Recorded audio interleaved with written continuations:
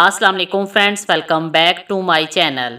इस वीडियो में मैं आप लोगों से रबीउल अव्वल के पहले जुमातुल मुबारक का एक बहुत ही आसान और पावरफुल वजीफ़ा शेयर करने जा रही हूँ।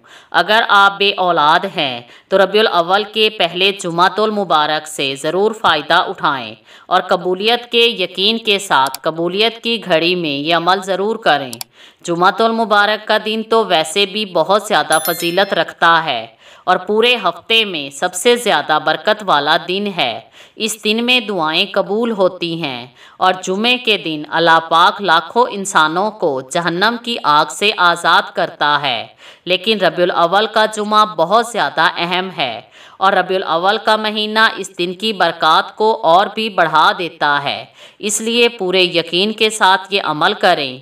जुमे के दिन की नेकी दूसरे दिनों के मुकाबले में दुगनी होती है, बल्कि कई गुना ज़्यादा होती है। इसलिए हर जुमातुल मुबारक के दिन दरूद पाक कसरत से पढ़ा करें, ज़्यादा से ज़्यादा इस्तग़फ़ार किया करें ताकि अल्लाह पाक का क़ुर्ब हासिल किया जा सके। जुमातुल मुबारक और रबीउल अव्वल की फ़जीलत को ज़हन में रख कर ये अमल करें।